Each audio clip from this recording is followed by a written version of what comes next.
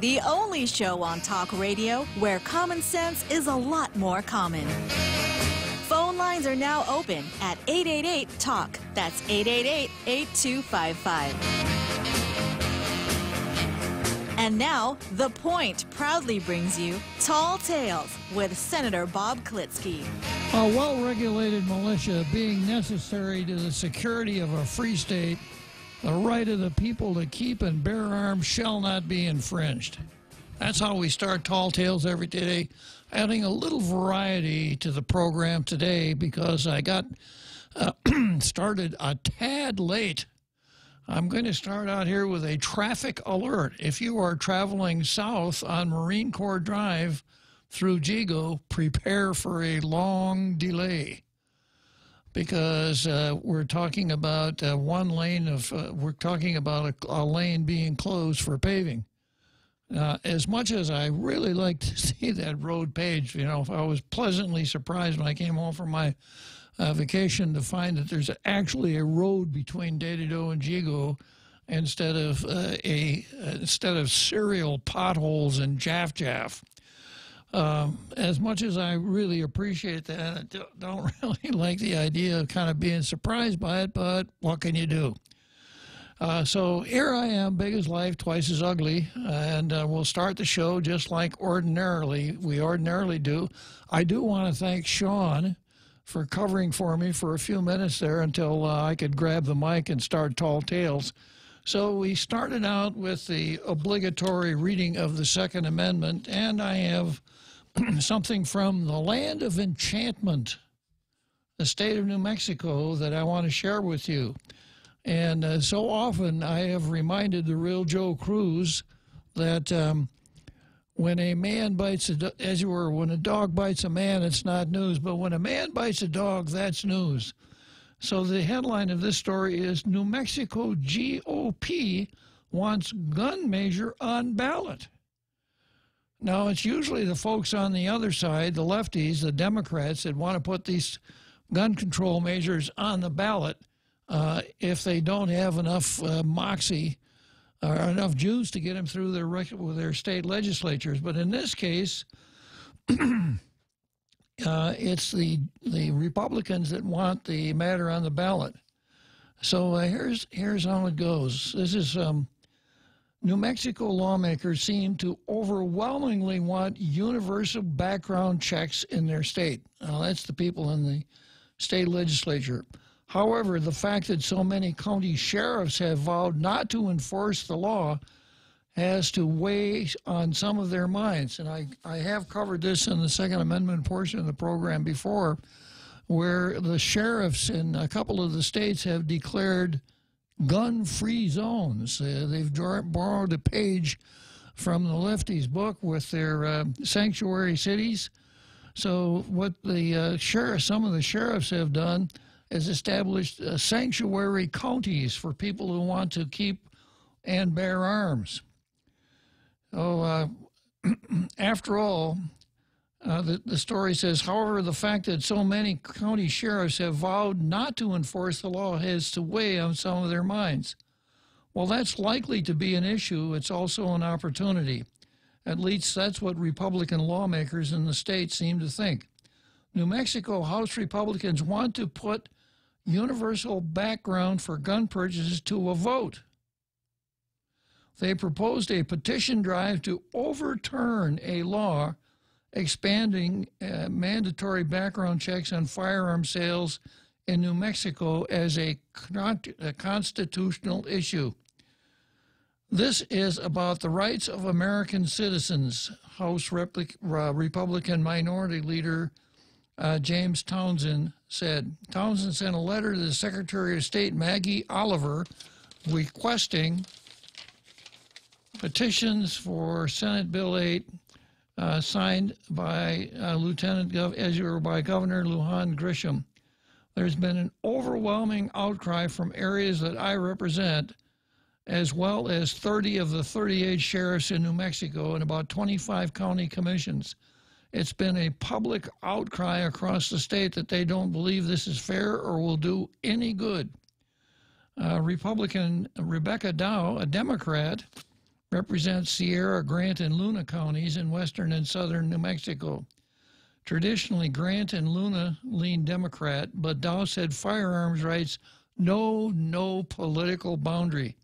I don't think there's a mixed opinion on protecting Second Amendment rights, Dow said. So even the Democrats understand. Some Democrats do.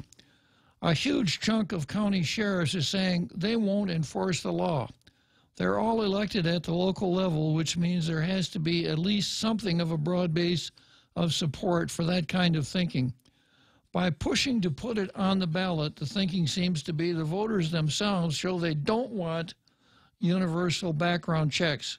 At worst, nothing changes as the bill is passed and has been signed into law. There's nothing to lose by trying. Yet if they're successful, they can overturn a ridiculous law that will have no effect on crime, mass shootings, or much of anything else illegal, but will create more opportunities for law-abiding citizens to become felons without meaning to.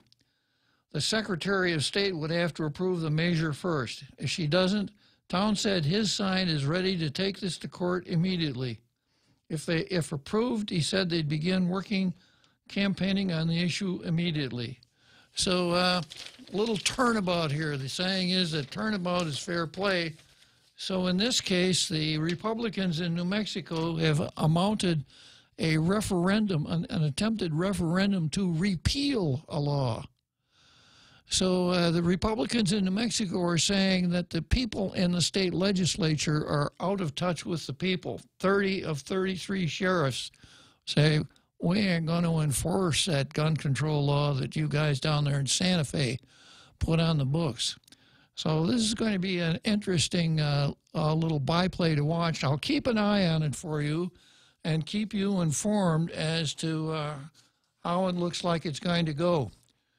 So let's see, it's 4:19, 4:20. It's just about time to go to that part of the show that we call what, Real Joe Cruz? Zemi Ikotny. Zemi Ikotny.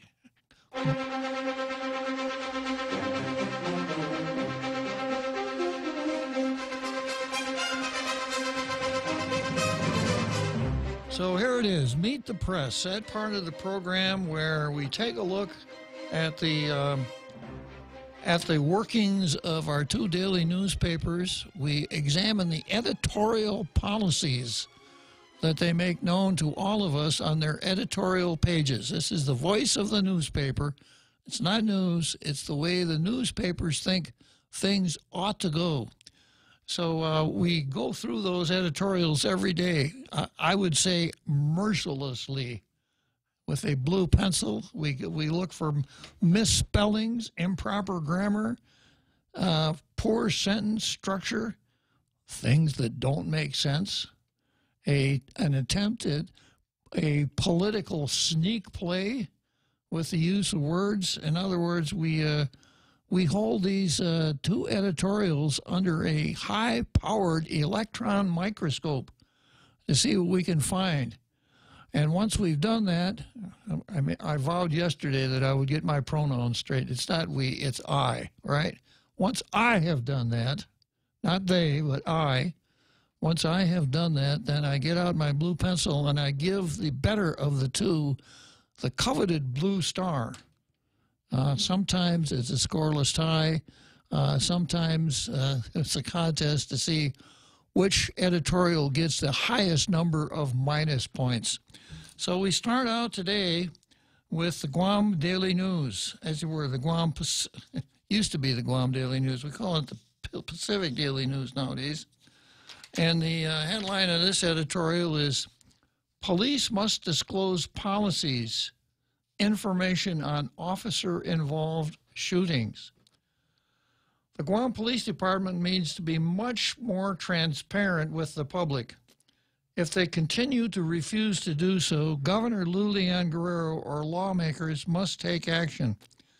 Last year, the Guam Police Department rejected a Pacific Daily News request for copies of the department's firearm and use of force policies, which should be public information. There's no need to keep this information secret. I'm adding my own 2 cents worth here. In fact, It's the other way around. They should be publicized when you're talking about the department's use of force policies. Everybody should know what the police department's policies are. How can police be held accountable to those standards if no one but police know what the standards are? After initially denying a request for the Guam Police Department's gun holstering rules by attorney Tom Fisher, who's representing former Lieutenant Governor Ray Tenorio, police conferred with the Office of the Attorney General and reversed course.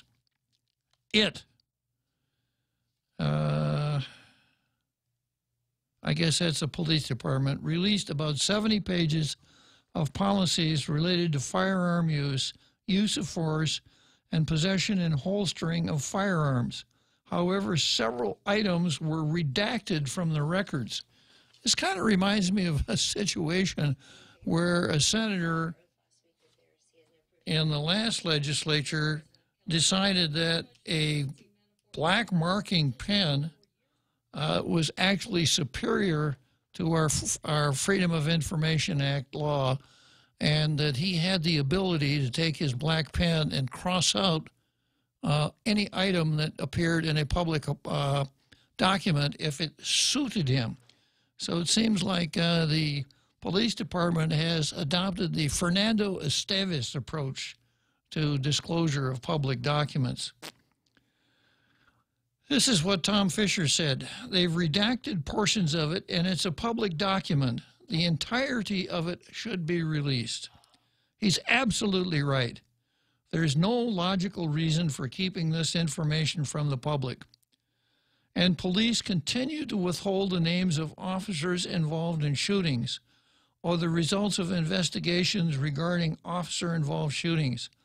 It also keeps secret its policies, rules, regulations, and protocols for officer-involved shootings. This type of critical information is routinely provided by police departments in other parts of the nation. For example, the Los Angeles Police Department's Office of Inspector General has a use of force section on its website that provides extensive information on officer-involved shootings, the names and serial numbers of the officers involved, the condition of the person shot, a description of the events leading up to the shooting, including times and locations. Another parenthetical addition here by me, this is the kind of thing that our legislature should be concentrating on, not the kind of foolishness that they have spent their beginning days on in this new legislature that we were informed it will serve us so well. Because did you know, Real Joe Cruz, that 10 of the people in the current legislature are females? Yes, sir, I do. You must be a really careful reader. You must really pay a lot of attention. Yes, I see it every day, sir. Every day, yes, huh? Sir. Yeah, you can't escape it, can you? No, sir. Yeah. So are we concerned about the quality of the legislation or the number of females in the legislature? Quality, sir. Yeah, but what do we seem to read the most about? How many females there are. Yeah. So females or males, this would be some really salutary legislation to concentrate on, rather than getting involved in the business of the Consolidated Commission on the Utilities and the Public Utilities Commission, whose responsibility it is to provide power and to set rates. That's not your job down there, Guam Legislature. Things like this editorial and this example from the Los Angeles Police Department is something that you could fix, and it would be a great public service. Our community has the right to know details of officer-involved shooting cases, as well as GPD's department firearms and use of force policies. We need to be able to fully trust our police force. That's hard to do when we know they're keeping basic information secret. If police won't make this information public, the governor or lawmakers must correct that. And I would go a step further. When an officer's name appears in a public controversy and he's suspended or fired, I would I would like to know that. We keep running into this, well, it's a personnel matter. We can't talk about it. Well, if a cop gets fired for misconduct or gets suspended for misconduct, personnel matter or not, we have an absolute right and actually a necessity to know that. And if the law needs to be changed, let's get in there and change it. So that's the Daily News. The Daily News must have had a little bit more black coffee today when they wrote their editorial than they ordinarily do. Okay, then we've got the Post. Enforcement must match citizens' vigilance on illegal dump problem. And we've talked about illegal dumps a lot. We should put cameras where people are going to do their illegal dumping, right, Real Joe Cruz? Yes, sir, but they might get stolen. Very true. If only we could get those who are going to do the illegal dumping to give us notice where they're going to dump so that we could properly position our cameras and make sure that we have cameras protecting the cameras, maybe we could have some inroads on this problem. In the last few weeks, more Guam residents have posted photos on social media of trashed beaches, parks, and jungle areas. I'm going to add to that, and cigarette-strewn highways. I do a lot of walking on the roads, and, if a person is unable to properly dispose of his cigarette by putting it in an ashtray instead of flipping it out of the window, maybe that person ought to take up a less burdensome recreation.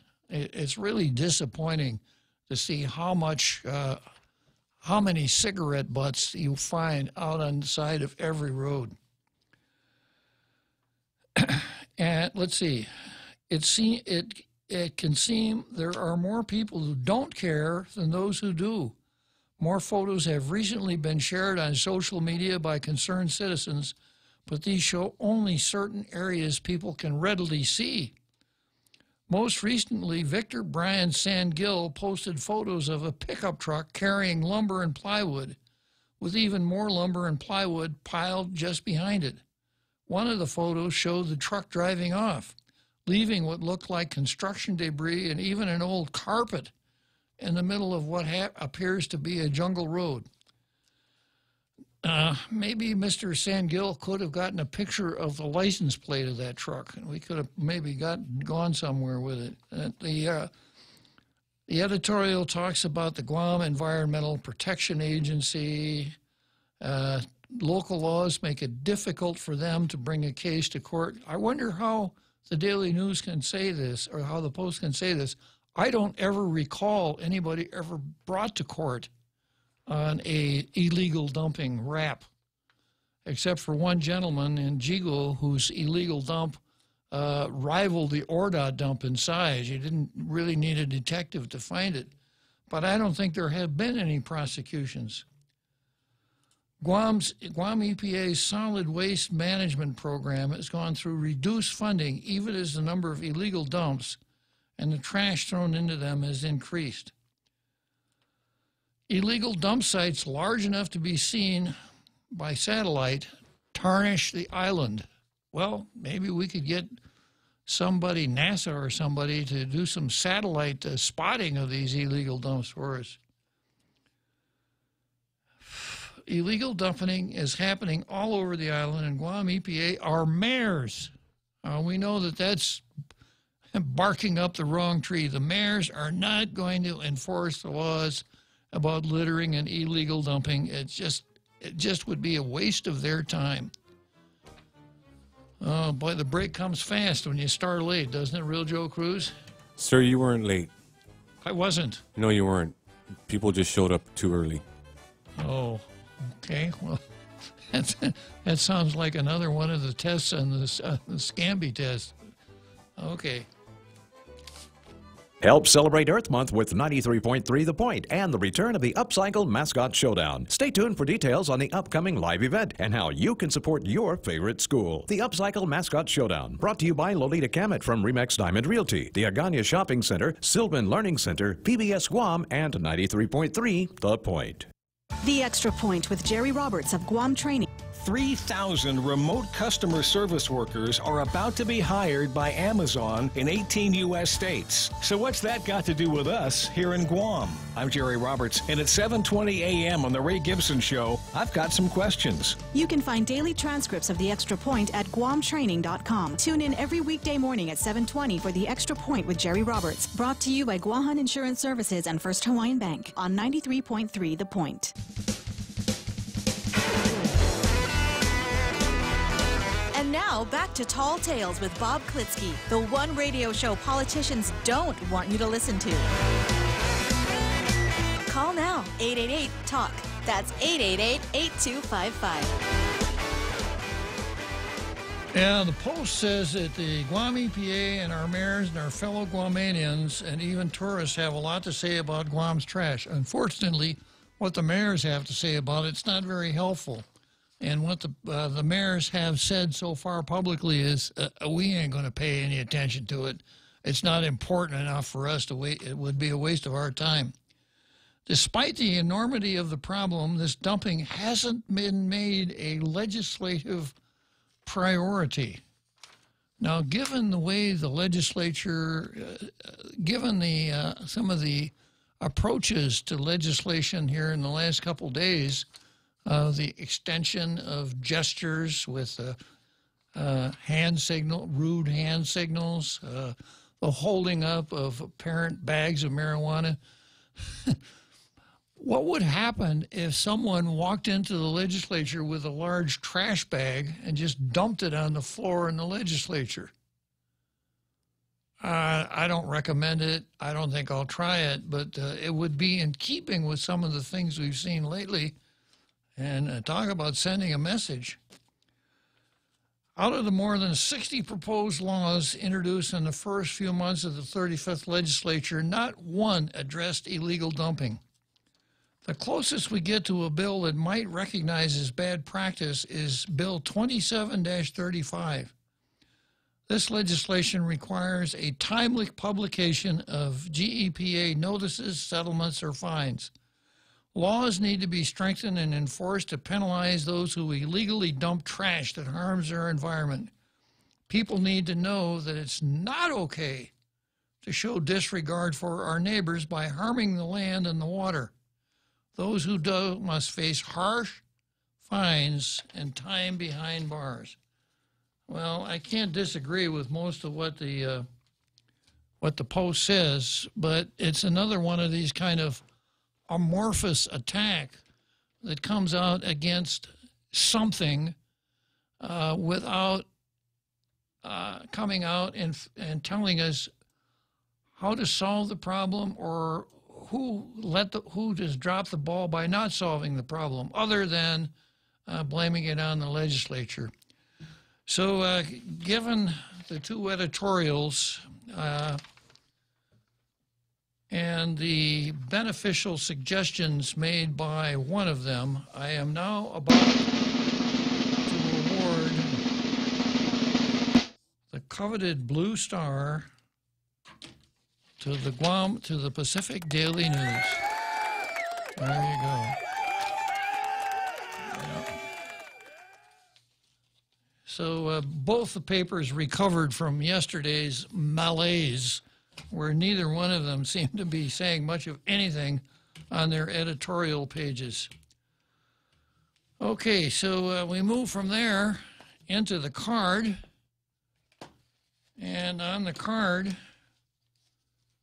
I don't have much new information. I've got some old items that I haven't gotten to.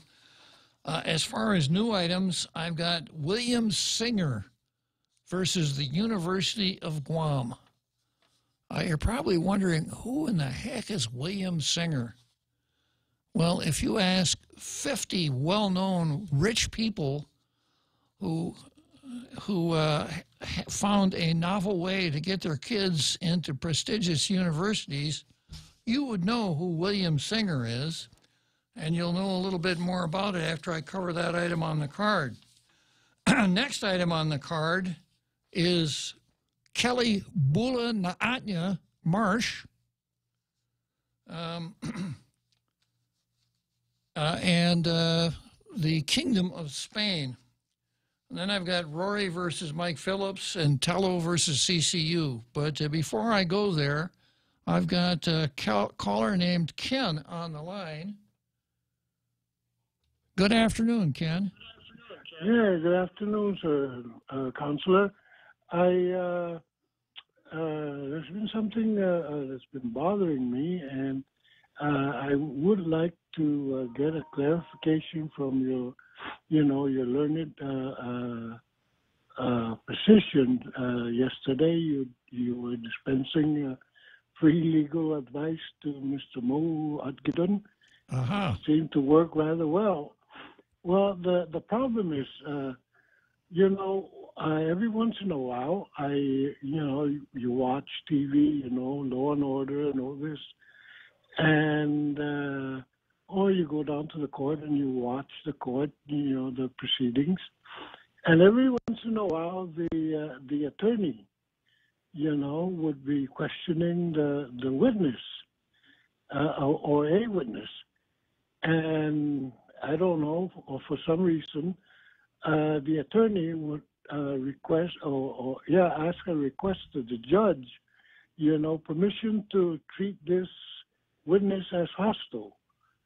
Now, what exactly does that mean? Does it mean that if he was granted the permission, does it mean that he could punch the witness on the mouth if he didn't get the right answer?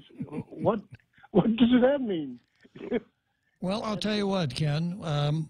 One thing that we don't do here on Tall Tales, I never asked the real Joe Cruz to treat the caller as hostile. Okay. So that particular gambit would not have any application here. But this is what it means in a court. There are two kinds of examination in court. There is direct examination and cross-examination. In other words, the way questions are asked. So if an attorney is putting on his case in chief, he calls his own witnesses, and he can examine his own witnesses in what's called direct examination. Where were you on the night of June 5th would be an example, okay? Uh-huh. Now, when defense counsel examines that same witness, he cross-examines the witness, and in cross-examination, the cross-examiner can use leading questions. So he could say something like this: you weren't at home on the evening of June 5th, were you? Or as an alternative, you can't tell us where you were on the evening of June 5th, were you? Going back to direct examination, in direct examination, the lawyer can't say, you were at home on the evening of June 5th, weren't you? That would be impermissible. You with me so far, Ken?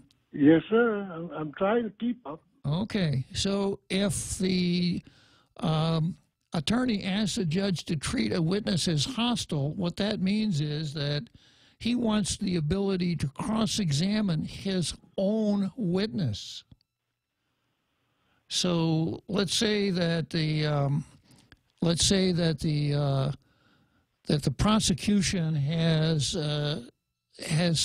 issued a subpoena to a doctor to appear and testify. Well, when the prosecution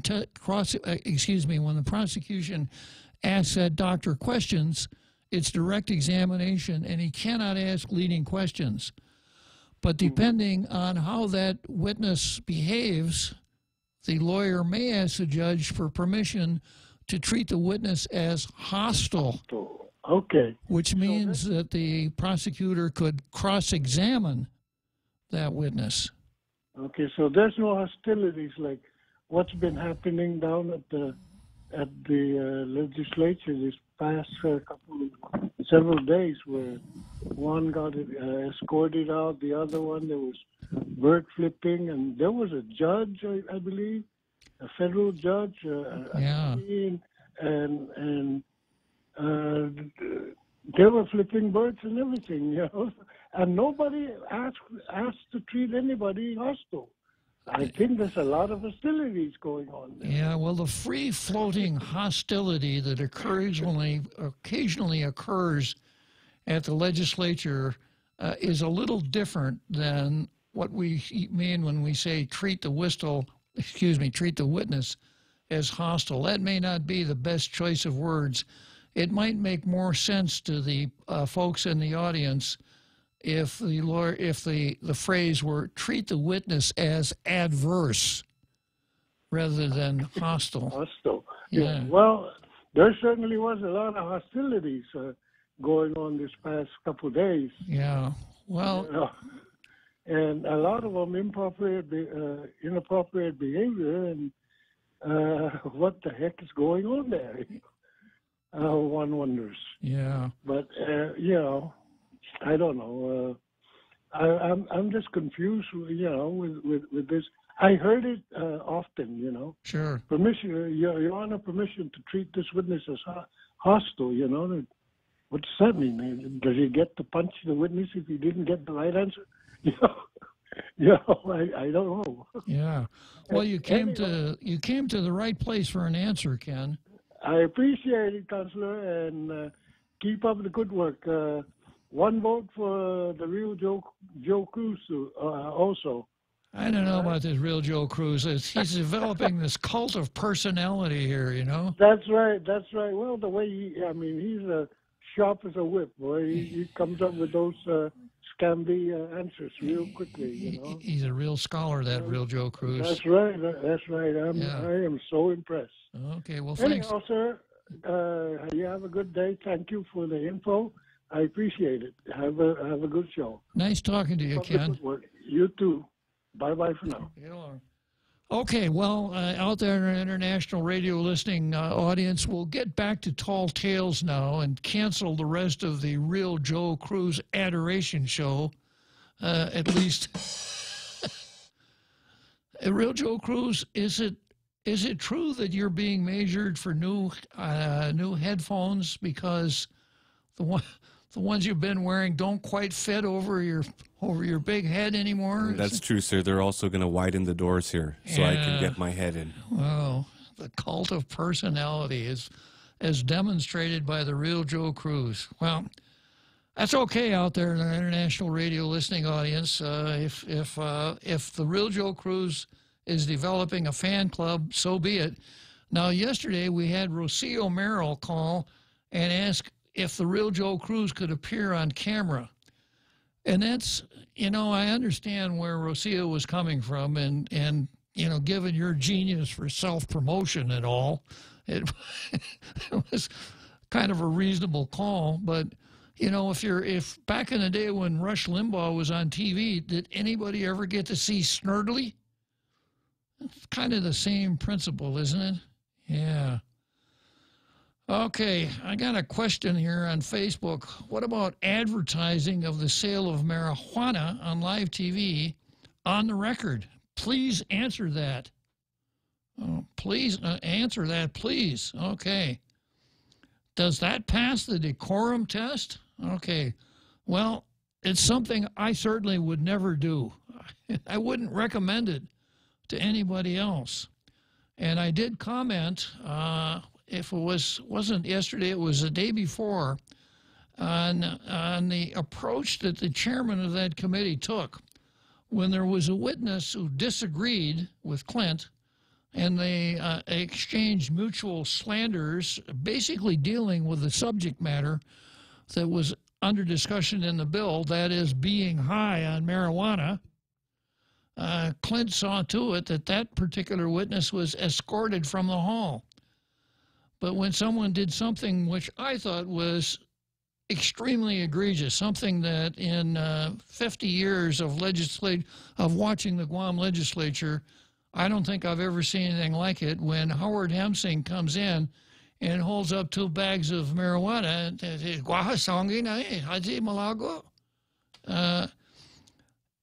in other words, he arguably committed a crime on live television. And I have seen a story in the paper, or maybe it was one of the TVs, that the police are going to investigate what happened, but certainly not. It's not good decorum, not even close. And I every time we swear in a new legislature, I kind of go through the same process, the same thought process, saying, geez, wow, I thought the last one was bad, but this one isn't even that good. So here we are with a marijuana dealer on the floor of the legislature. We've got Troy Torres's hand signals, and we're talking about decorum. So I don't know that we need to get to hostility here. I would just wonder what is going to be necessary to make our legislature look like a legislature and not, not sort of an annex to Saturday Night Live. But a good question. Let's see if I got the name of that caller here. Yeah, A. Camacho question. I hope I answered your question, A. And then Nate Horn says, since it's still a federally Schedule 1, I don't think you could do to FCC regulations. My 2 cents. So yeah, there's another interesting wrinkle. If the sessions of the legislature are broadcast on TV, which is regulated by the Federal Communications Commission, I would suspect somewhere in the archives of the rules of the Federal Communications Commission, there is a rule against selling Schedule 1 or attempting to sell Schedule 1 drugs and on a public television station. So, yeah, there's a lot to talk about. And let's see what else we got. Thank you. Let's see.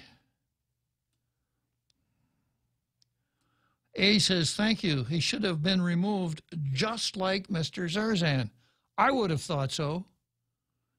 And from the standpoint of, I don't want to use the word equality or fair treatment or whatever, but, anybody who steps out of line runs the risk of being excluded from the hall, especially if what that person does is disruptive. Now, I think, this is my own personal opinion, engaging in what appeared to be the sale of a Schedule 1 narcotic is a little bit more disruptive than arguing with the chairman of the committee or even getting into a name-calling contest with the chairman. Okay, so we'll come back to the comments here after we take this short break, and then we'll get back into the card. Tired of your wireless prepaid service cutting you off when you reach your limit? Introducing Unlimited for Less with the new $2.50 a day prepaid plan from GTA. Enjoy unlimited local calls, local text, and unlimited data for only $2.50 a day. And now including unlimited calls and texts to the U.S. You can post, call, or text without worrying about reaching your daily limit. Come into any GTA store or visit gta.net for more information. Let Friendly Burgers at Chili's indulge in a selection of our famous burgers with a black bean patty. Black bean patties combine beans with onions, parsley, bell peppers, and cilantro, served with dill pickles and fries. More Latin entrees include the spicy shrimp tacos, Cajun pasta with shrimp, or grilled ancho salmon. Best of all, each entree is just $15 and comes with a refreshing Coca-Cola, iced tea, or Heineken on draft. Our fresh house salad with an entree for just $15. Chili's 3 for Mealette menu, available for a limited time. Chili's, more life happens here.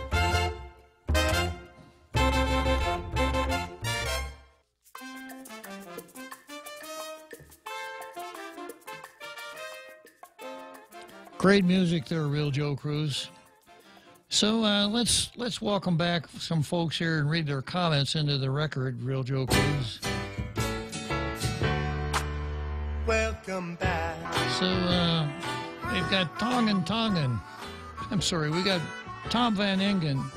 I thought I was late, but didn't miss any education today. Well, thank you very much, Tom. I suppose the one or two detractors that listen to Tall Tales out there in the international radio listening audience are going to say, every day you don't miss any education on Tall Tales.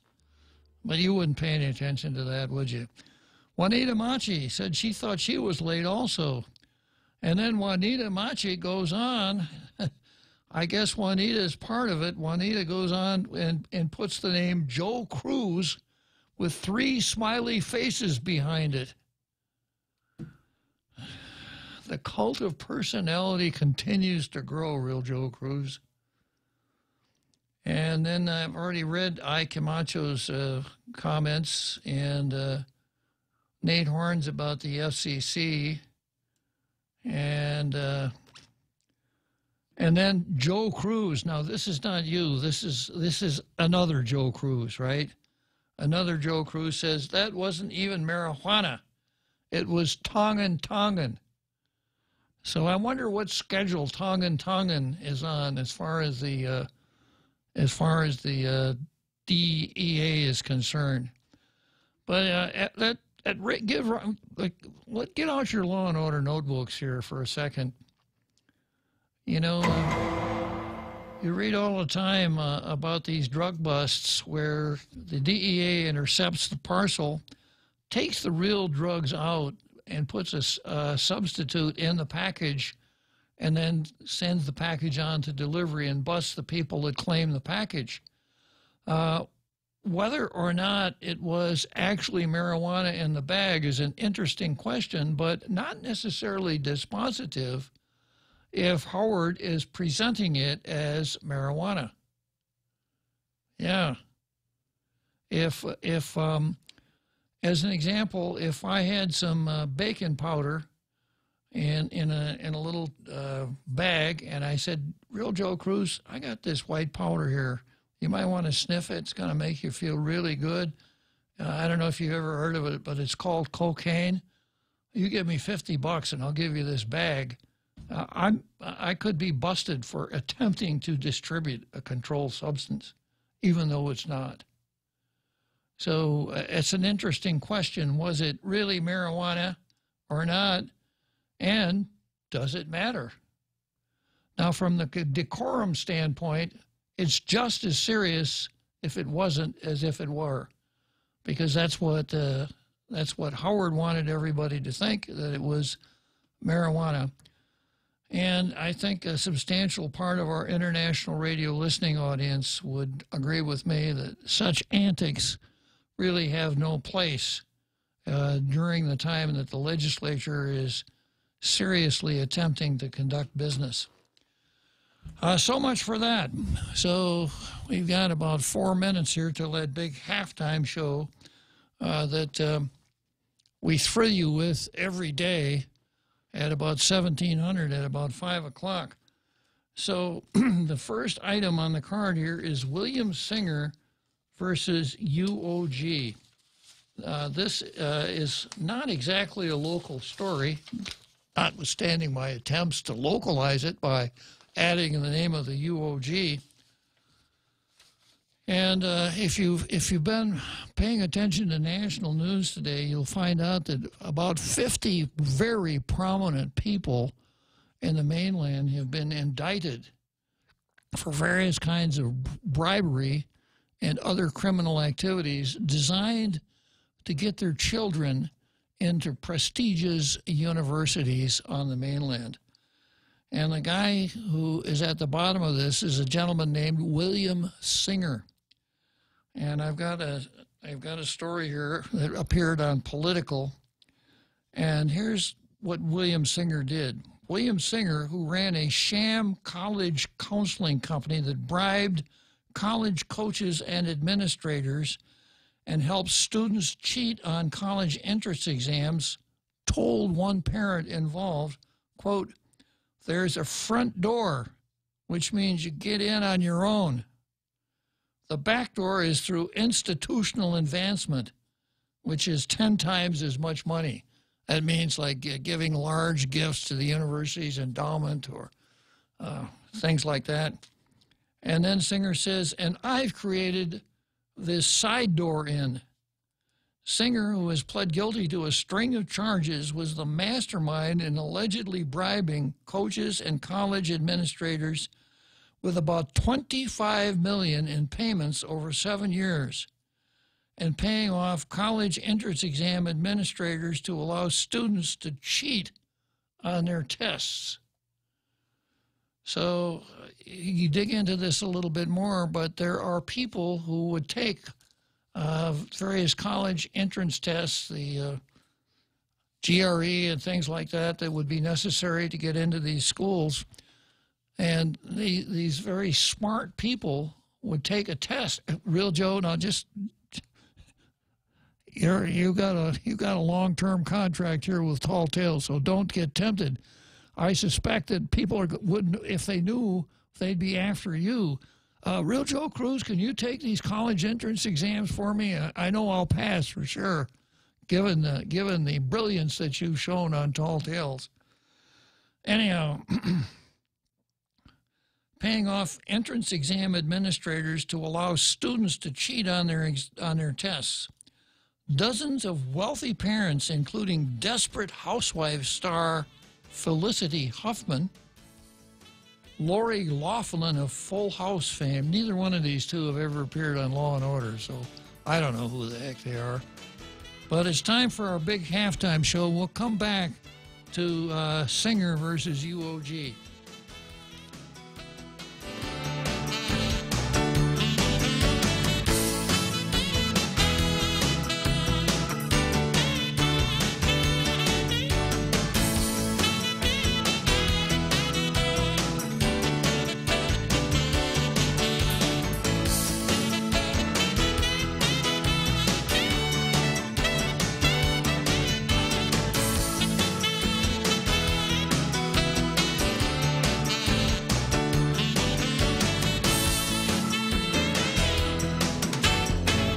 Point is KUSG, Hagåtña, Guam, 93.3 FM and 104.3 HD3. The biggest college admission scam ever. I'm Carmen Roberts, Fox News. This is a case where they flaunted their wealth, sparing no expense, to cheat the system so they could set their children up for success with the best education money could buy, literally. FBI Special Agent Joseph Bonavolanta, among those announcing the Justice Department's charges against at least 9 athletic coaches and 33 parents for allegedly cheating to get students into some of the country's elite universities, including Yale, Stanford, Wake Forest, the University of Texas, UCLA, and others. Among the parents arrested, Hollywood's Felicity Huffman and Lori Loughlin. The number of countries grounding Boeing's 737 MAX jets is growing, but so far the FAA says it has no plans to suspend operations in the U.S. 737 MAX 8s should be immediately grounded until the FAA can assure us that they are safe. Democratic Senator Richard Blumenthal is among those on Capitol Hill calling for an investigation. And Vietnam is the latest to suspend MAX 8 operations, joining the EU, China, Australia, and others. An Australian judge sentences Cardinal George Pell to 6 years in prison for molesting 2 choir boys more than 20 years ago. At the time you returned to Australia to face these charges, you were one of the most senior figures within the Catholic Church globally.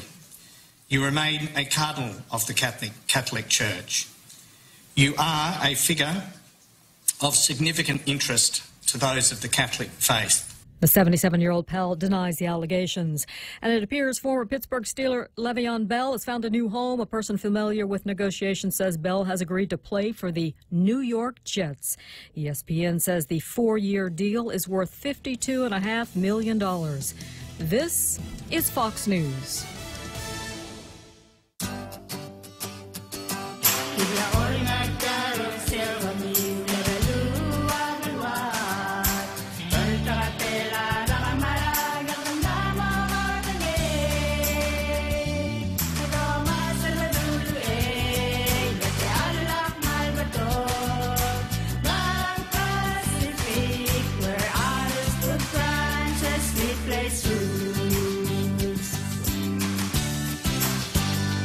Shrimp and guacamole for Lent at Subway. The all-new shrimp and guacamole combines generous portions of whole shrimp and a spread of guacamole served on freshly baked bread, paired with vegetables cut fresh daily in restaurants and sauces that are sure to excite your taste buds. Hurry in, it's only available for a limited time. Other fresh Lenten flavors include the classic tuna or the mouth-watering greatness of our seafood sensation. Don't forget the Veggie Max, a delicious and tasty vegetarian patty. Visit any of our convenient locations today. At Subway, you make it what you want. Actor Jussie Smollett set to enter a plea in court tomorrow, and cameras will be rolling. Judge giving the okay for the media to record the proceedings. Tina Glendian with Smollett's legal team says the actor wants the public to hear and see the truth. There has been a lot of misinformation in this case that has been presented as fact and evidence against Mr. Smollett, which is demonstrably false.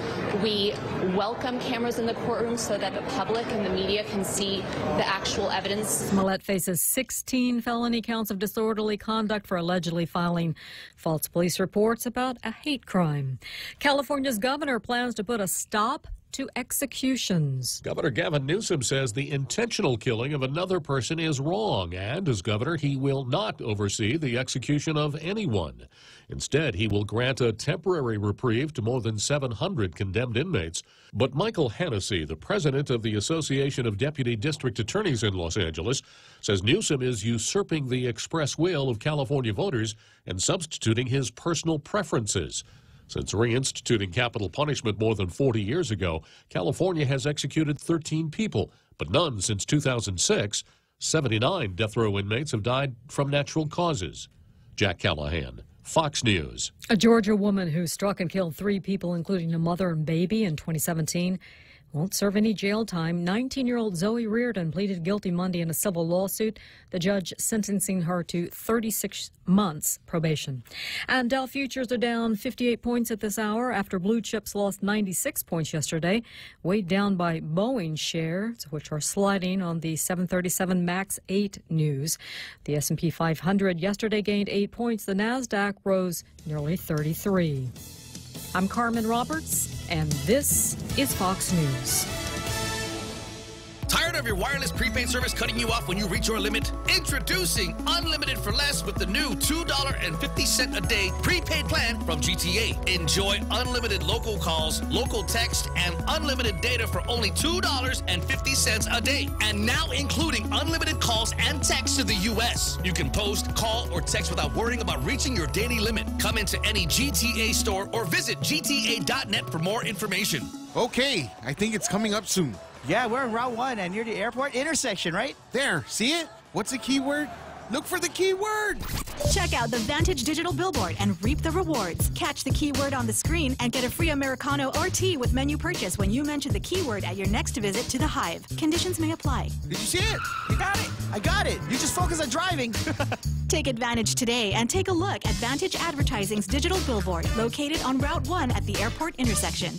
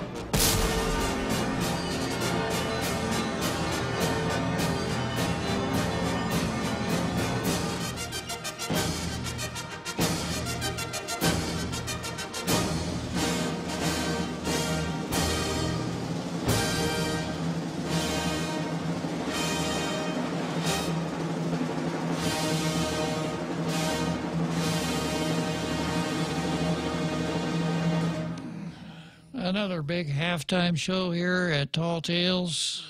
Dramatic and inspirational as it is. So going back here to this item on the card, William Singer versus UOG, several name brand colleges have been caught up in this, including USC, Yale, and, sorry, Daryl, Georgetown. So there are a lot of interesting details that are going to come out in the next couple of days, and I got a feeling that we'll be talking about this scandal quite a bit more. But you leave it to Kellyanne Conway to come out and describe things quickly and go straight to the heart of things. Kellyanne Conway took aim at the scandal in a tweet to Lori Loughlin and Felicity Huffman. Lori Loughlin and Felicity Huffman are actresses. One is on Desperate Housewives, which isn't exactly part of my routine. And I don't think either one of them have ever appeared on Law & Order, so I don't think I've seen them on TV. But Lori Loughlin and Felicity Huffman were indicted for lying and buying spots in college. And this is what Kellyanne Conway said. Those two ladies are worried that their daughters are as stupid as their mothers. A great cause for concern. So what has this got to do with the University of Guam? And the answer is nothing at all.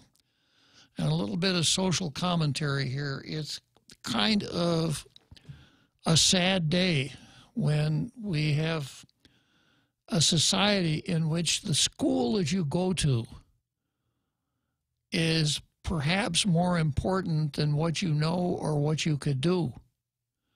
The thinking is that if you have graduated from an Ivy League school or Georgetown or some of the other prestigious schools, most of which are in the Northeast, Stanford on the West Coast,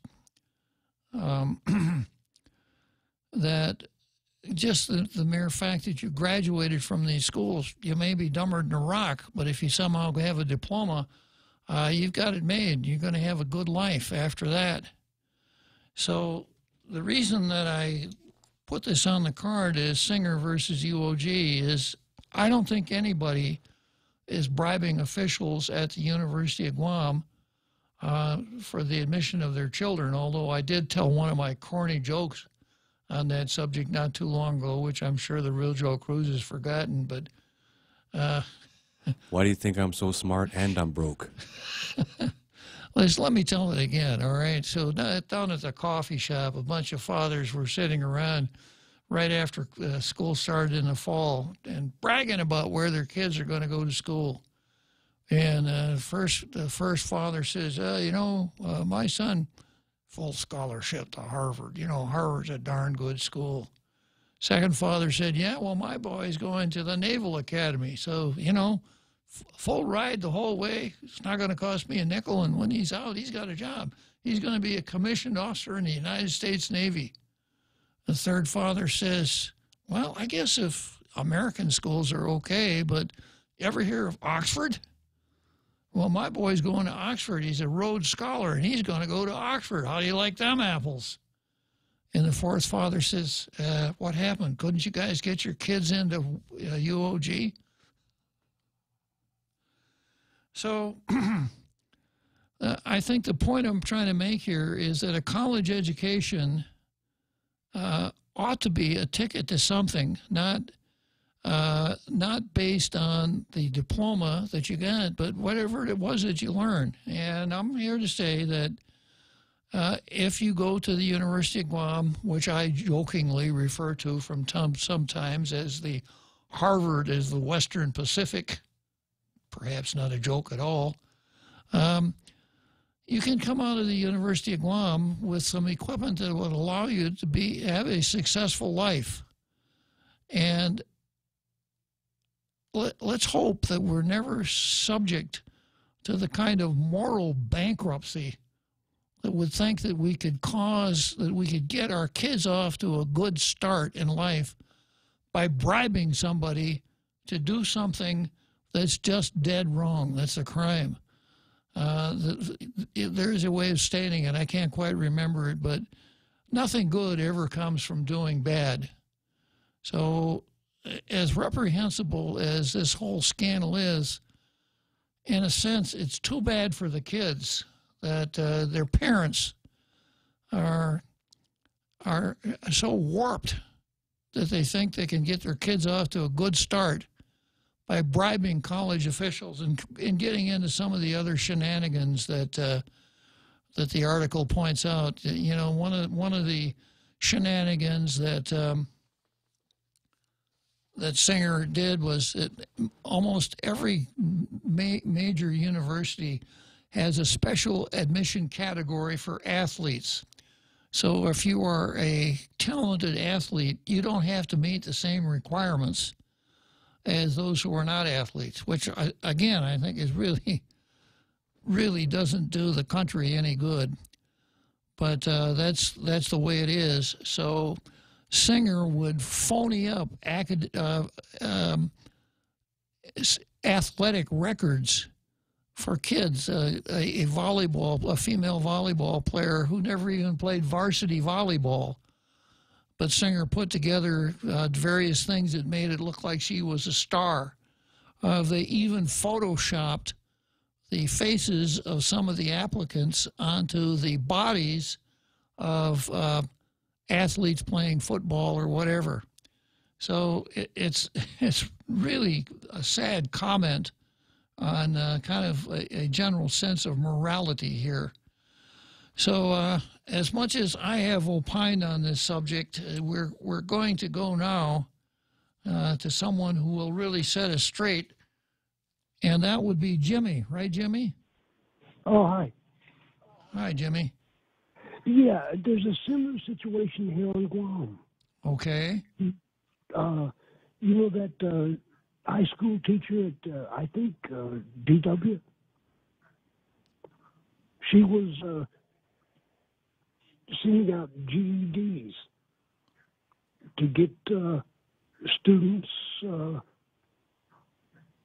admitted to GCC, Guam Community College, George Washington High School. Uh-huh. If my memory is correct, I just looked through the newspaper, couldn't find it. Uh-huh. It is just what I remember. And anyway, she said she was a representative of Guam Community College and GED, Guam Educational Department. And she was getting like, well, I don't know, what, $200 from each of them? I remember that, yeah. By transcripts. Yeah. Phony transcripts from a phony school. Yeah, that mainland got nothing on Guam. Yeah. Yeah, well, she was caught and prosecuted, and she's made the newspaper recently by not showing up for a court appearance. So I think that... bad idea. I think the criminal justice system is going to deal with her in time. So, that mainland got nothing on Guam regarding corruption. Yeah, well, except that this guy Singer operates on a much larger scale. He's operating on a $25 million scale. What? 200 million people. Guam's 200,000. Yeah. Give him a break. I see what you mean, Jimmy. But we got to keep watching on these, keep an eye on these things, don't we, Jimmy? Well, hopefully someone would. Well, whether we do or they do or I do or you do, God does. Okay. Good call, Jimmy. Hey, want to hear a couple of jokes about Gov Guam? Sure. Gov Guam and the weather? Okay, go ahead. How are Gov Guam and the weather different? I give up, Jimmy. How are they different? The weather doesn't change no matter how many people talk about it. Okay, Jimmy. How are Gov Guam and the weather similar? Tell us, Jimmy. One blows and one sucks. Okay, one more Gov Guam joke. Yeah, well, thanks for calling in and sharing some of your Jimmy-esque humor with us today, Jimmy. Our international radio listening audience looks forward to your calls. Hey, welcome back. Yeah, I'm sorry, I'm not polite. Oh, you're doing okay. So welcome back. Well, thanks, Jimmy. It's good to be home again. It's good to talk to Yeah, you. good to have old men around, too. There you go. Hey, put me down for what do you call it? Personality. Put you down for personality, okay? You are a personality, Jimmy. No. Joe Cruz personality. What's the word? Oh, cult of personality. Oh yeah. Yeah. You're a member of that. You're a subscriber to that one too. Yeah. Wow, it's everywhere. Okay, Jimmy, thanks a lot for calling. Hey, welcome back. I'm sure the real Joe Cruz thanks you for calling also. I don't know, it's getting out of control, real Joe Cruz. What's the name of our next caller here? Mr. Poole, Mr. Dr. Tom Poole. Dr. Tom Poole. Hi, Tom. Hi, Judge. Welcome back. We missed you. Glad to have you back. Good to be home. I just wanted to agree with you, what you were saying about universities and education. I had the very good fortune to have the Army send me to Harvard, and it was fine education, and I was very happy to get to go.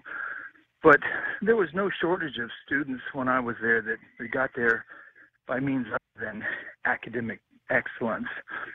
And if I were hiring, I would absolutely hire a graduate of UOG without any qualms, and would probably trust the bona fides of a UOG graduate perhaps more than I would a Harvard graduate, in as much as I know that it wasn't always as rigorous for some of those people. So I can't really imagine why someone would spend $6.5 million to bribe your kid into something like that. I agree with you. It just can't possibly have a happy ending. It's not a good way for a kid to start his life, that's for sure. No, sir, I completely agree.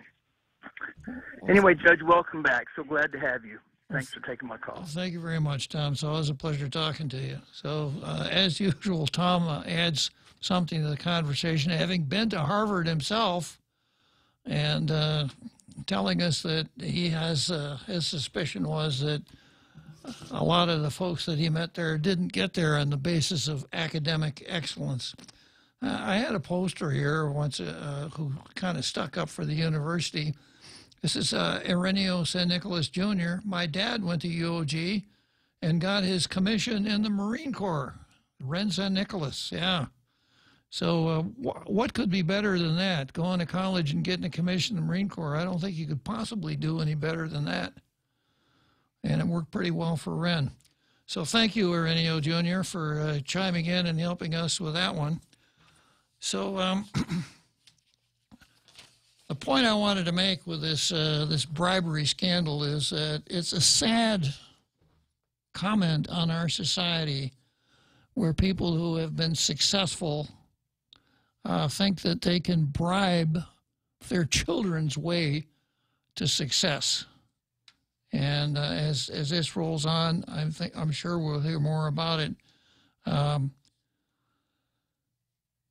Parents certainly are interested in their children being successful, but bribing a college to take them in, and according to the articles here, in most cases, the kids didn't know that they were the benefactors of these bribery schemes. But think about the kids, what their reaction is going to be when they see mommy and daddy's name in the paper.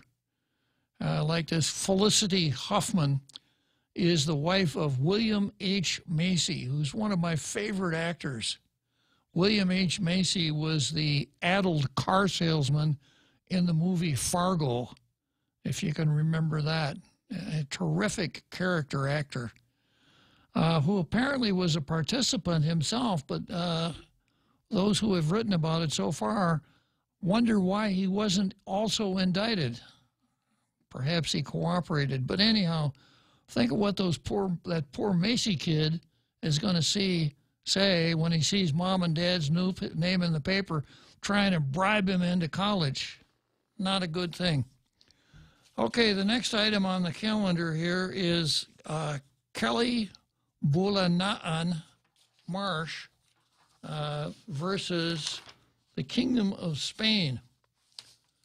And by way of background, you'll remember that there was an article on a story on KUAM titled Marsh-Titano, Marsh, parenthesis Titano, and we spent a little time talking about what Kelly Marsh Titano or Kelly Titano Marsh or whatever her name is, and whether or not it's a good sign when someone who runs for public office creates any kind of a confusion as to what her name is.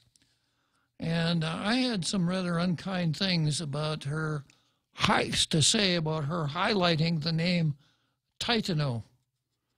But we don't need to go back into that. This is the latest from Kelly Marsh Titano.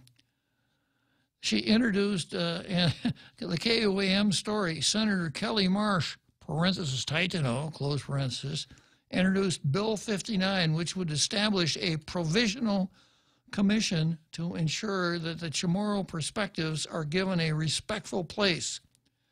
She states this bill will allow the people of Guam who have been overlooked, unheard, poorly understood, and underexamined throughout history to have their story surrounding the historic encounter heard and shared with the rest of the world. Now, I titled this Kelly, how did I say that? Kelly Bulanaan versus Lulian Guerrero. And I will explain why I see this as Kelly versus Lou. And I have Bill 59 here, and we'll spend a few minutes going over it. It's not as bad as Tello's bill dealing with the placement of electric meters in multi-occupant buildings. It's not that bad. It doesn't have as many drafting errors, but it falls a little short in the category of what we would be thinking about doing here with respect to some of the problems that the people see. So starting out with some of the legislative findings, Legislatura in Guahan finds that the people of Guam have been overlooked, unheard, poorly understood, and under-examined throughout history. Now, that's quite a mouthful. People of Guam have been poorly understood and under-examined throughout history. Well, I got a phone call coming in here from John. So I'm going to put Kelly Bulanaan aside for a moment and entertain John. Good afternoon, John. Good afternoon, Bob, and welcome back. Thank you, sir. Just wanted to bring up Sabina Paris bill to ban scuba diving.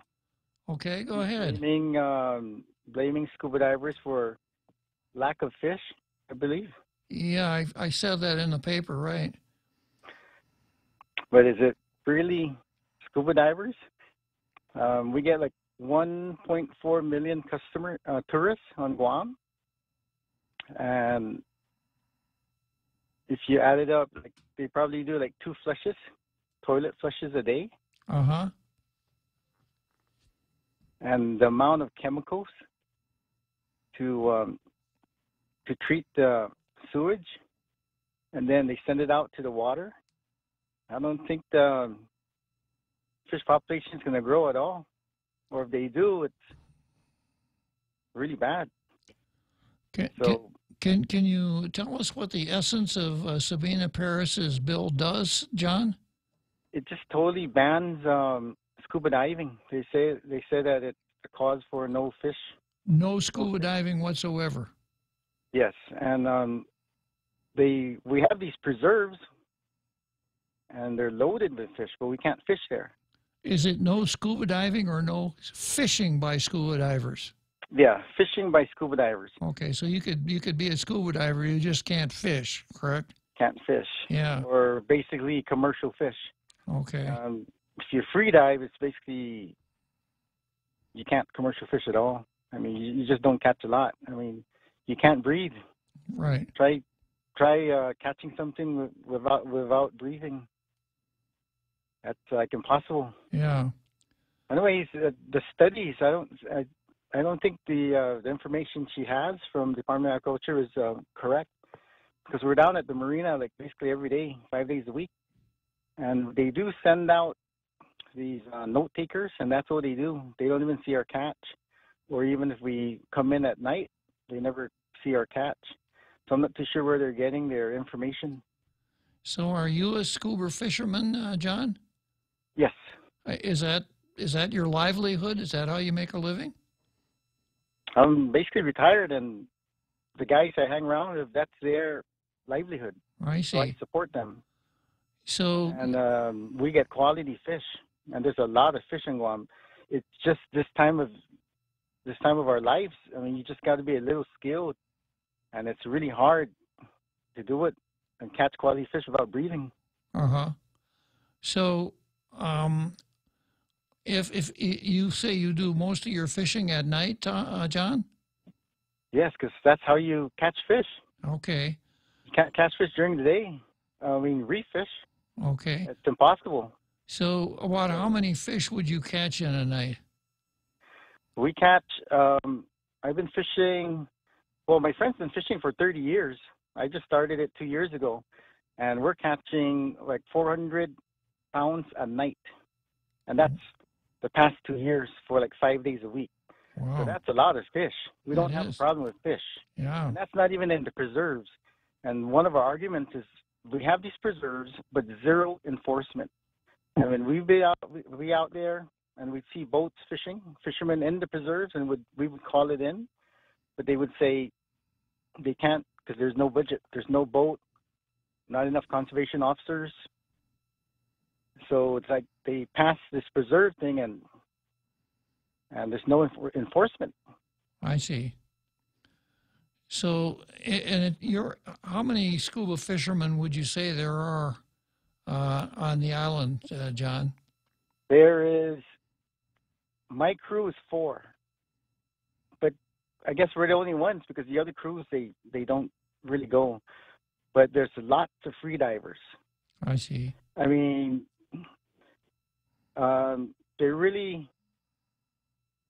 Do you know about fishing and scuba diving and spearfishing? Have you ever tried? I've done it, but it was a long, long time ago. I can remember being out on the reef with a snorkel and a Hawaiian sling trying to shoot at fish, and I was never very good at it. But what's happening ever since the compact impact, that's the FSM. Sure. It came to Guam. We get the FSM, basically Chukis, and they have these 20-foot boats, and there's like 13 fishermen on there, free divers. And what we call them vacuums, because all they do is go right on the reef, and they basically vacuum the whole reef, because they can't go any deeper, because they can't breathe. Yeah. The fact is, they're humans. They can't go any beyond the reef. Yeah. So that's what's happening, but they never bring that up. I mean, a lot of them are already U.S. citizens, so we can't say you got to be from Guam or U.S. citizen to catch fish. But they never mention that, and they never even bring it up. But if you go to the marina, you see these 20-foot boats, Yamahas, and you see, there's about 8 to 13 fishermen on them. Young FSM Micronesian guys, loaded with spears. And you can see their catch, because if you go to the stores up north, you see the quality of fish they have. They're all small. They're all small and considered babies.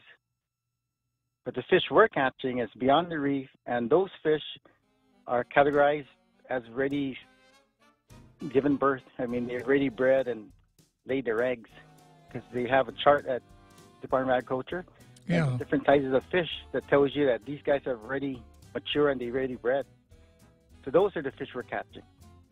I got it. Instead of banning banning it completely, we need more conservation officers. We need more regulation to say catch only this certain kind of fish, this size, and some species ban if they or put them out of season for catching until we can see that they're coming back. But to completely ban it and say that 6 to 8 other nations follow it, it's not good, because look at our neighbors up in Rhoda and Saipan. They banned scuba fishing. And look at their reefs. Hey, John, I want to thank you for bringing this to our attention, and give us a buzz tomorrow. I got to take a break right now, but thanks for calling, okay? God bless. Welcome back. Thank you, sir. In 1972, Jesus S. Leon Guerrero pictured a brighter future for our island and its people. With the trust and support of the community, he founded Bank of Guam. In celebration of our 47th anniversary, we're offering a Founders Day loan for up to $50,000, as low as 4.70 annual percentage rate, up to 72 months. Visit any branch or bankofguam.com for more information. Subject to bank's lending criteria, terms and conditions apply. Offer valid until March 29, 2019. Bank of Guam, member FDIC. The Extra Point with Jerry Roberts of Guam Training. 3,000 remote customer service workers are about to be hired by Amazon in 18 U.S. states. So what's that got to do with us here in Guam? I'm Jerry Roberts, and at 7:20 a.m. on The Ray Gibson Show, I've got some questions. You can find daily transcripts of The Extra Point at guamtraining.com. Tune in every weekday morning at 7:20 for The Extra Point with Jerry Roberts. Brought to you by Guahan Insurance Services and First Hawaiian Bank on 93.3 The Point.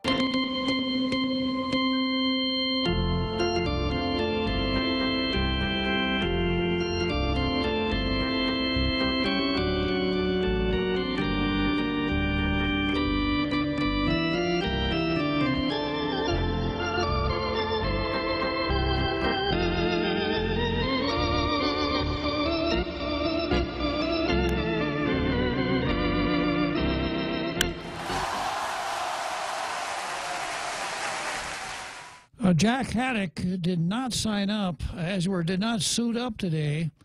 So we have a 7th inning stretch without any of the antics of Jack Haddock, either in the outfield or in the batter's box.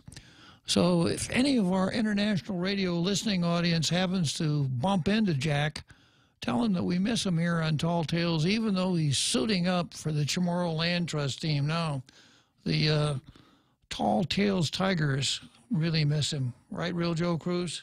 Yes, sir. I just got a message regarding a major car accident that happened in front of Bank of Guam in Upper Tumon.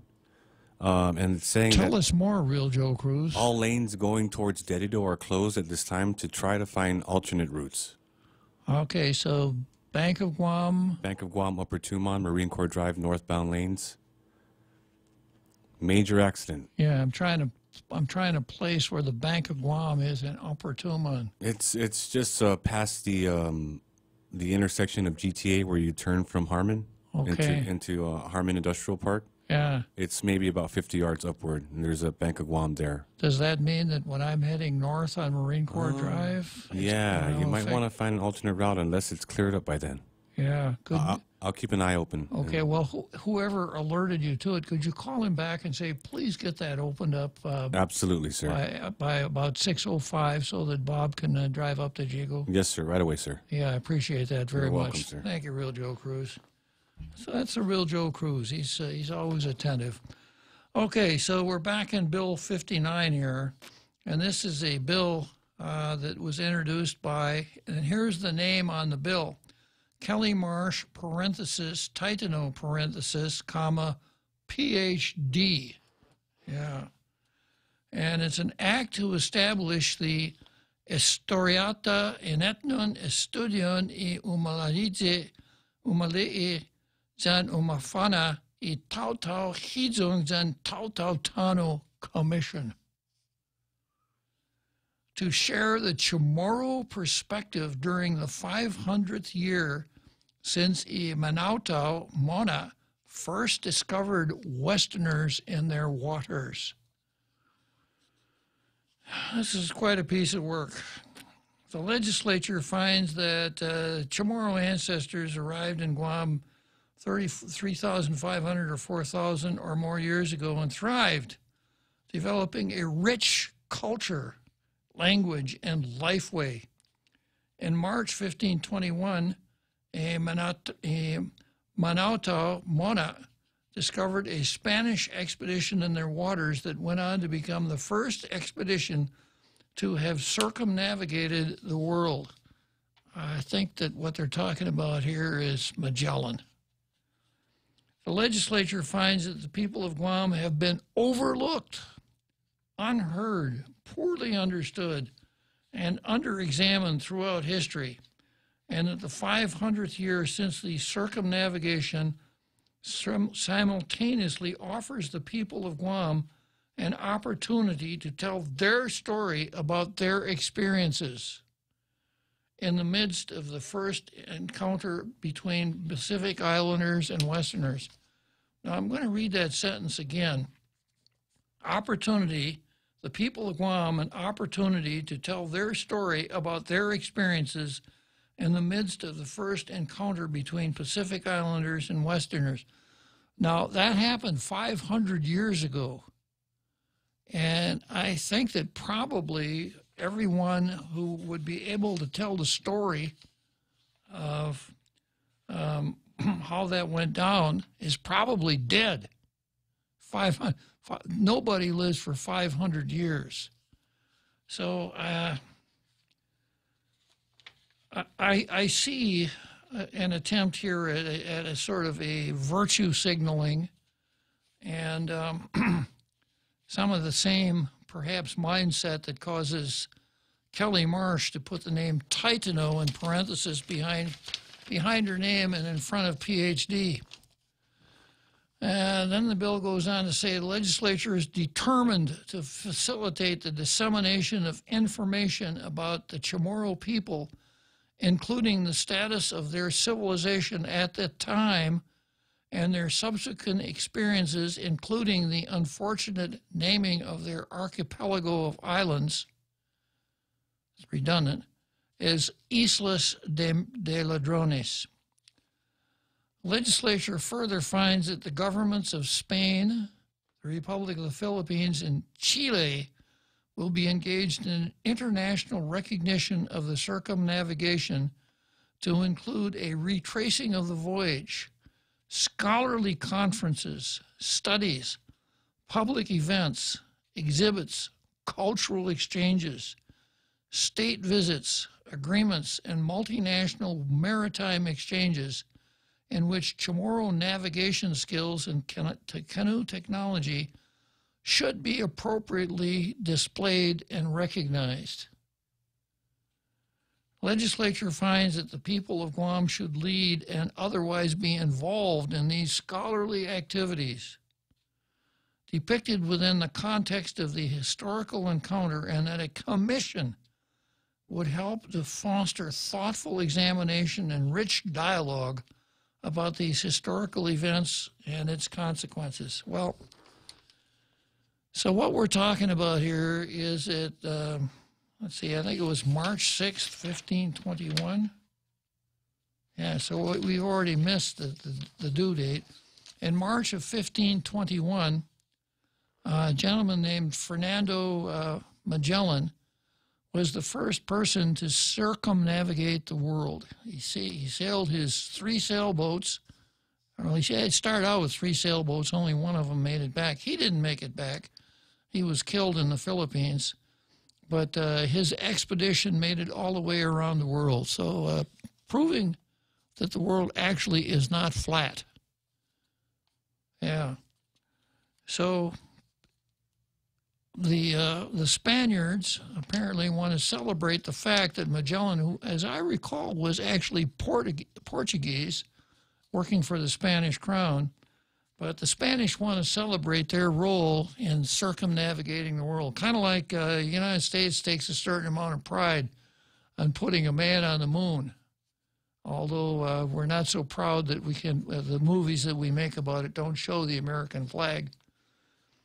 But sort of that same, I think, national boastfulness. So it appears that we are trying to find some way to put ourselves into the spotlight here too, because Magellan stopped in Guam on his circumnavigation between, I believe, between Tierra del Fuego and the Philippines. He stopped here, reprovisioned his ship, got into a spat with the natives, burned a few huts, killed a few Chamorros, etc., and named the islands Isla de los Ladrones, the island of the thieves.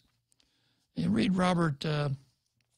Bob Rogers' book on what happened. Could have been just a misunderstanding, but anyhow, Kelly Marsh Titano wants to establish a commission with an extremely long Chamorro name because of this.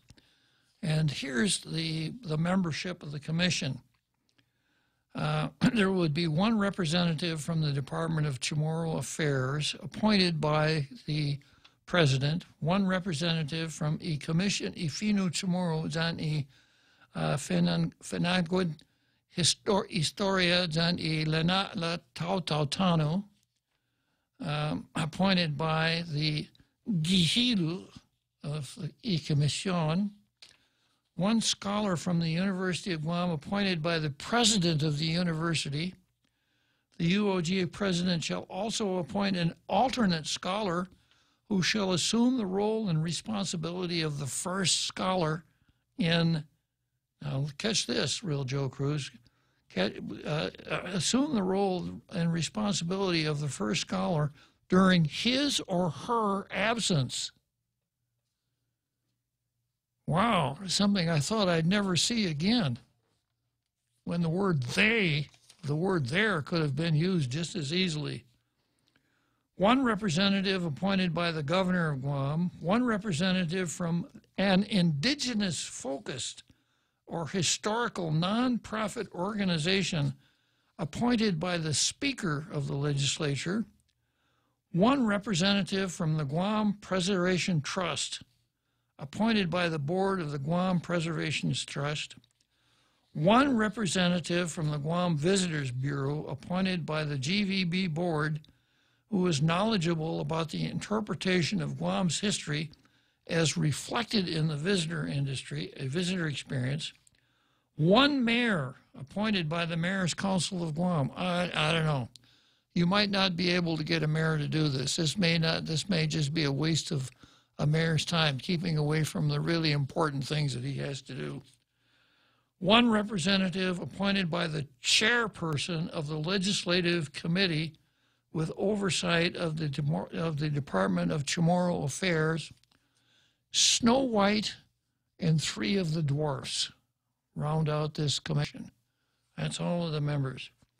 They serve a term of 3 years until their successors are appointed and until the events which recognize the 500th year of the circumnavigation have ended.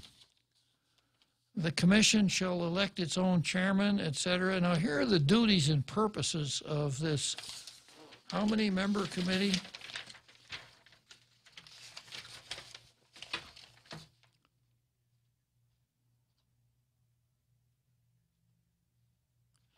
This 9-member committee.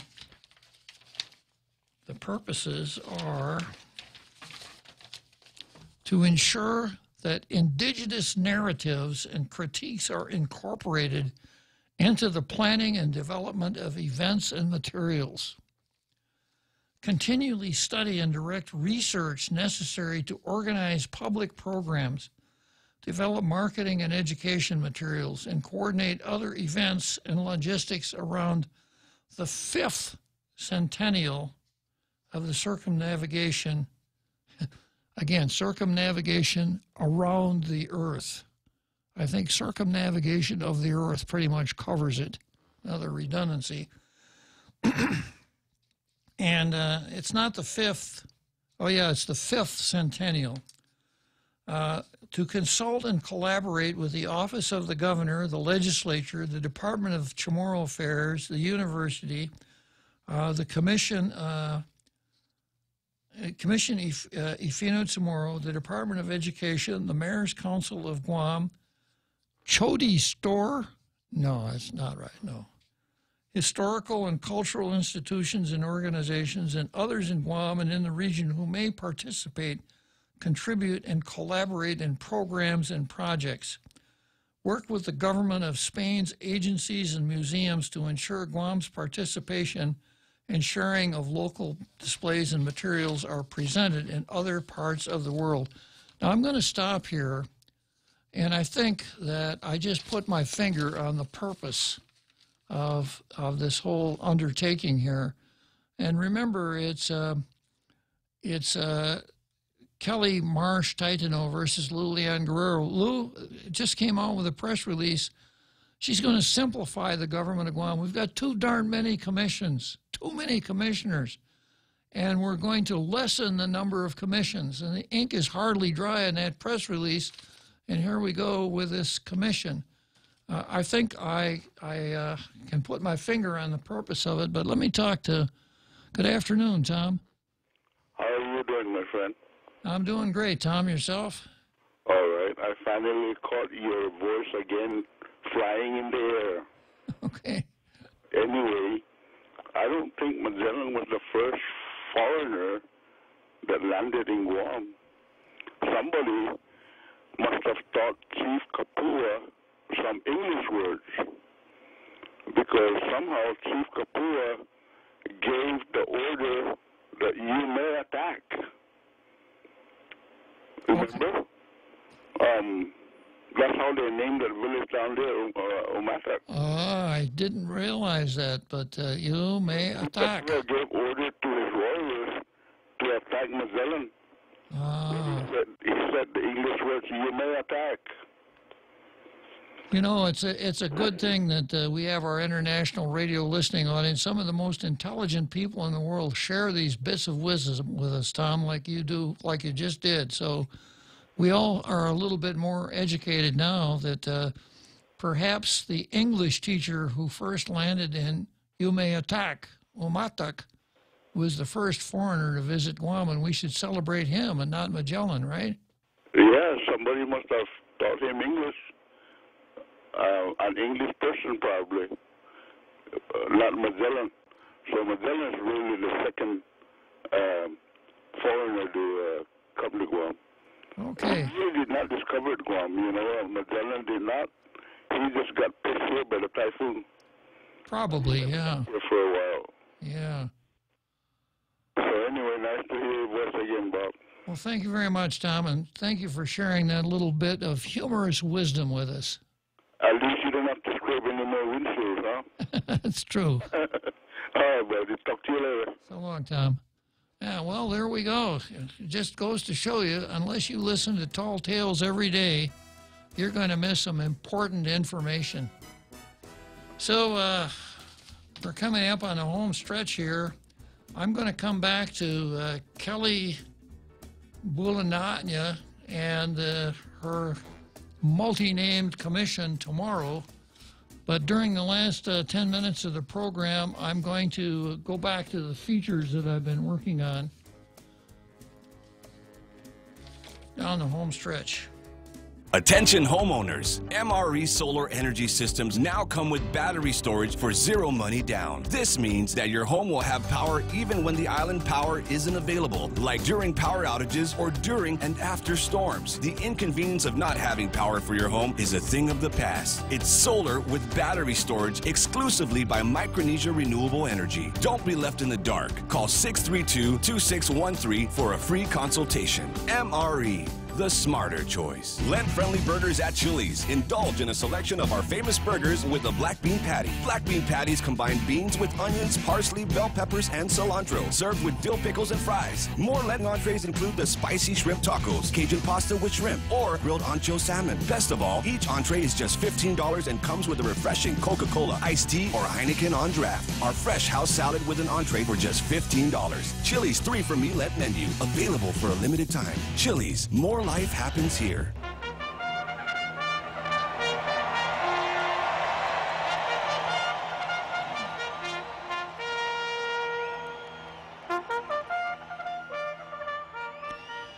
So we're heading down the home stretch. I've got about 8 more minutes until I can decide what to do with that traffic jam between here and Jigo.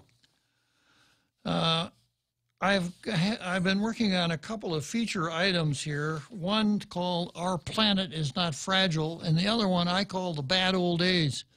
It talks about all the privations that kids had to put up with, kids who grew up in the 30s, 40s, and 50s. And the last one I read was this: we were given BB guns for our 10th birthdays, 22 rifles for our 12th, rode horses, made up games with sticks and tennis balls, and although we were told it would happen, we did not put out very many highs. We rode bikes, or walked to a friend's house and knocked on the door or rang the bell, or just walked in and talked to them. Little League had tryouts, and not everyone made the team. Those who didn't had to learn to deal with disappointment. Imagine that. Actually, 30s, 40s, and 50s, 30s and 40s, I don't think there was such a thing as Little League. Kids got together their own baseball games with no adult supervision at all.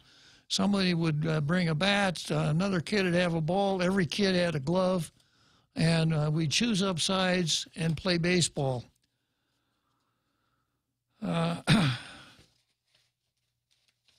Going on.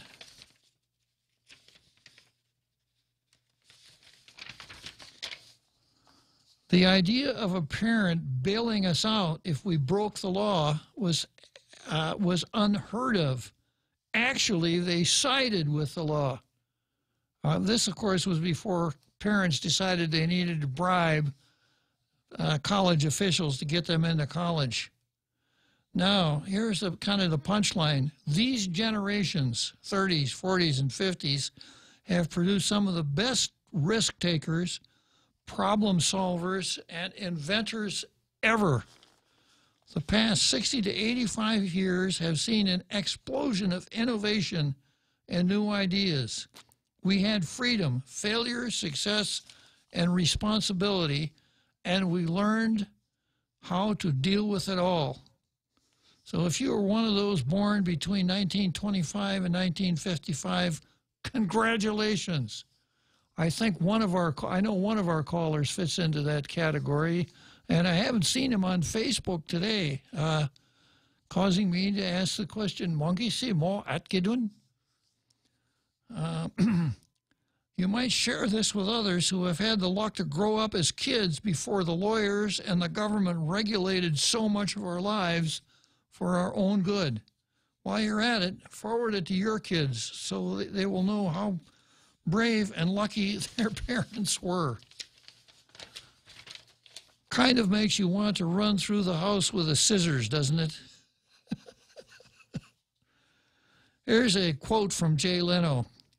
With hurricanes, tornadoes, fires out of control, mudslides, flooding, severe thunderstorms tearing up the country from one end to another, and with a threat of bird flu and terrorist attacks, are we sure this is a good time to take God out of the Pledge of Allegiance? To those who prefer to think that God is not watching over us, go ahead and delete this. For the rest of us, please pass this on. This is an email that I got. So the point of the whole drill is that before the era of helicopter parents, before the time that during the time that children were not supervised by adults during their entire waking hours, when kids had the ability to go out and do things on their own, to make mistakes, occasionally get hurt, to learn things the hard way, we developed people that could solve problems and do important things. Maybe we've lost a little bit in the process by being overprotective with kids. I go from there to Our Planet is Not Fragile, and the point of this reading is to show that those who say that what man is doing is going to bring about the destruction of the planet, that is, we're releasing carbon dioxide into the atmosphere, and unless everybody trades his car in for a Prius, the world will come to an end. I I think AOC says we got about 20 more years to go. But of course, she also ascribed some of the problems to cattle flatulence. So I've read about volcanic eruptions. I pointed out yesterday that just 3 volcanic eruptions, Indonesia in 1883, Alaska 1912, and Iceland 1947, spewed more carbon dioxide and sulfur dioxide into the atmosphere than all of mankind's activities during our entire history. So if the lefties, the environmental wackos are correct, the world should have ended in about 1948. Our so-called fragile Earth survived other catastrophic events, such as the floods in China in 1887, which took an estimated 1 million to 2 million lives, followed by floods there in 1931, which took an estimated 1 million to 4 million lives. So I hear that beautiful music again, so I'm going to stop here, and we'll pick up this feature again tomorrow. So thus we come to an end of another beautiful edition of Tall Tales. It's been really great talking to you. I'll see you all tomorrow. I'll be on time tomorrow for sure.